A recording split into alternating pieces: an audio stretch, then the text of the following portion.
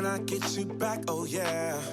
Hi guys, welcome back to my channel. Thank you so much for stopping by. If this is your first time here, please be sure to click the subscribe button as well as the notifications bell so you don't miss out every time I post a new video. If you are already part of my family, what's popping, what's happening, what's good? Okay, so today's video is going to be very different. It is a collab with another YouTuber. Obviously all her details are going to be here, so everyone please be sure to follow Navi and make sure you subscribe to her YouTube channel. Today's video, I basically decided to answer some questions that she had for me, and these questions are all obviously fashion related. So without any further ado, let's get straight into this video. So the first question is, how is the UK fashion industry for Black women? And really and truly, I don't feel like I'm as knowledgeable enough to answer this question. My only, the only thing I've really done in fashion in terms of in the UK would obviously be working in fashion retail, and that's about it. But even then, that is obviously not an accurate depiction of the whole fashion industry for Black women. Especially, I will note that I was employed by a company that's obviously white owned. It, to a certain degree, it does have an effect on the way the company runs and all of that stuff, that it's not always necessarily to the benefit of Black women. Not that it's against them, but it's not really a Black owned business that focuses on empowering Black women in fashion, etc, etc. So I wouldn't really know too much about that. What I do know is obviously for Black women, the fashion influencing space is really good for them. But we need a lot more representation. As much as, people love to say, YouTube is so saturated and everyone's an influencer. If you wanted to do a numbers thing and compare, there's a lot more other races that are in the UK fashion space compared to Black ones, and obviously even the influencing space. So there's a lot of room for more people. Stylist wise, a lot of people are doing their thing. Obviously, a lot of us, our all-time fave is Melissa's wardrobe, and she does amazing stuff on the fashion and interior design scene. So there are people really doing their thing and doing well for themselves, but I don't feel like I'm knowledgeable enough to comment on the UK fashion industry as a whole for Black women.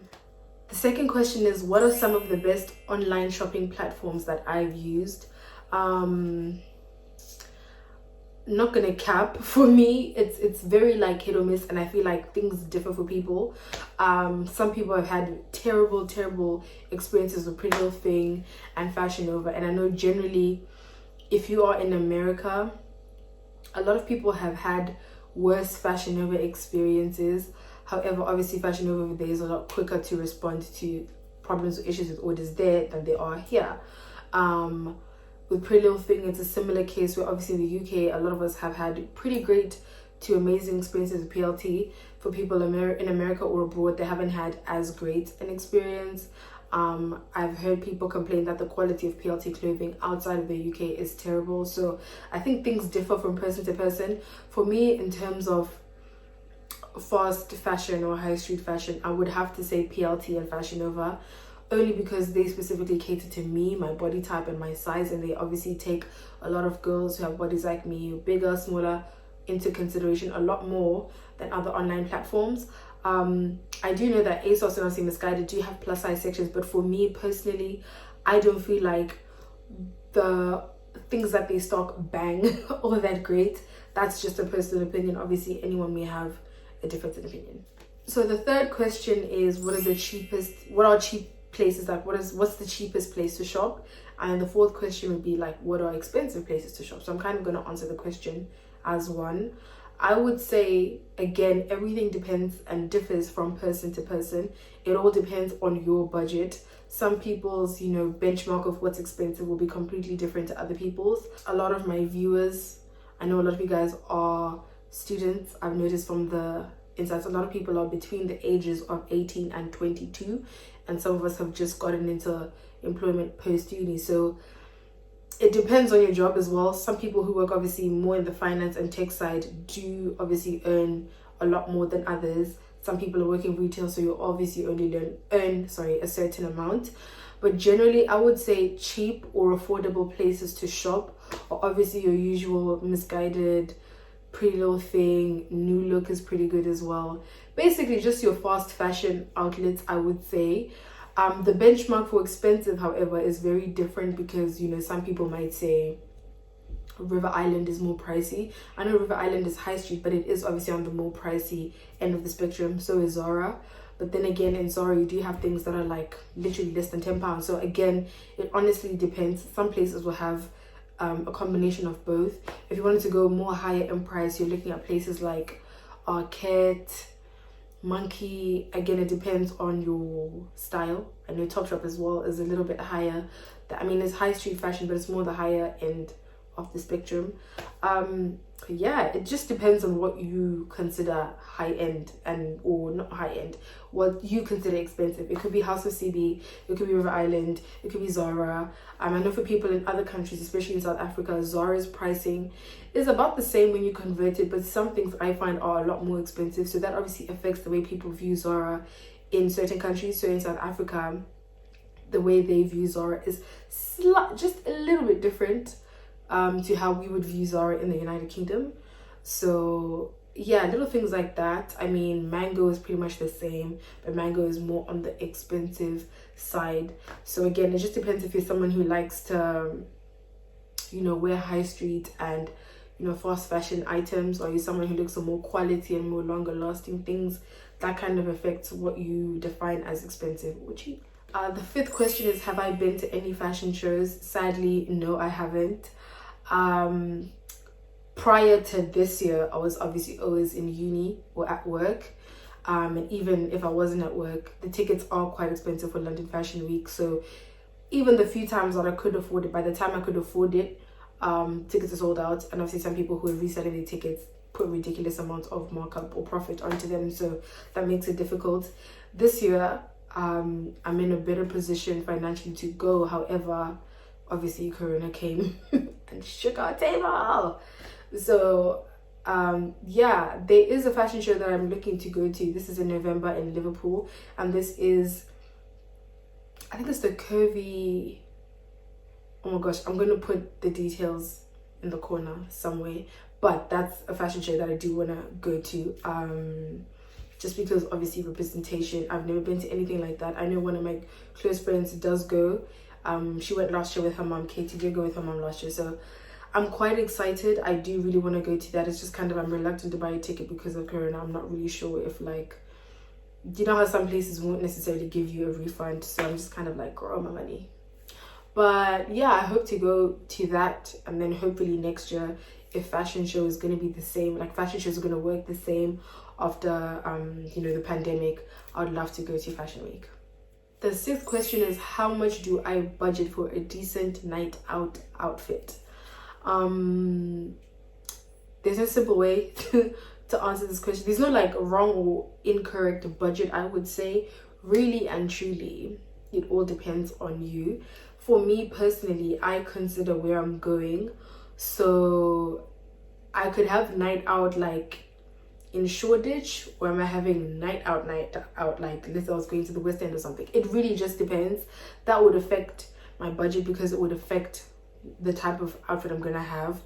I will say though, really and truly, because I've been a budget queen for so long, because I didn't have many guys. Let's face it, I was working retail, I was a student.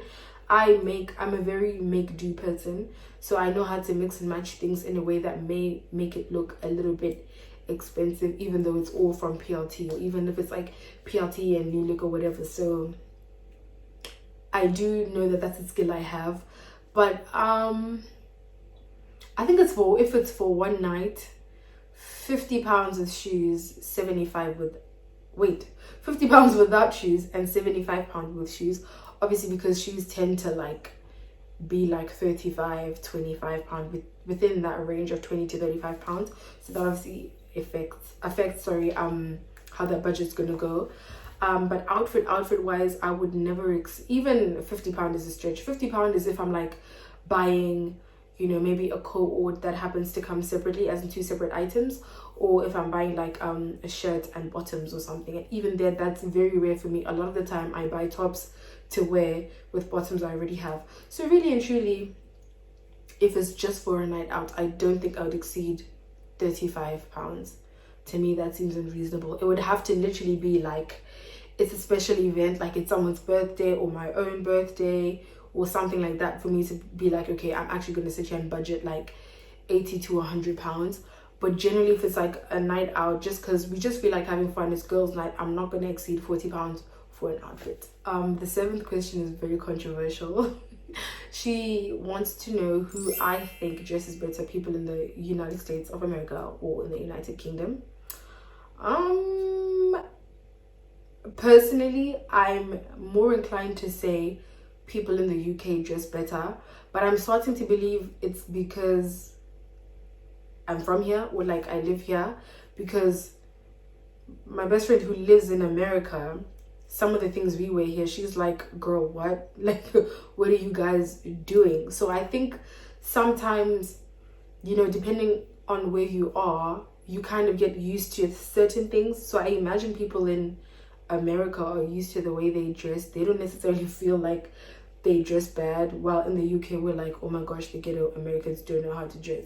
By the way, obviously this is a major generalization. I mean, the USA is really, really big, and there are a lot of people on my Instagram and stuff like that who I feel like dress amazing, who are from there. So it's hard to make such a huge generalization when you have to consider the fact that the population is extremely large.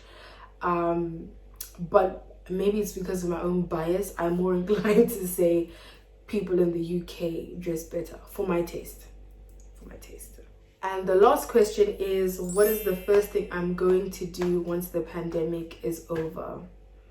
Baby,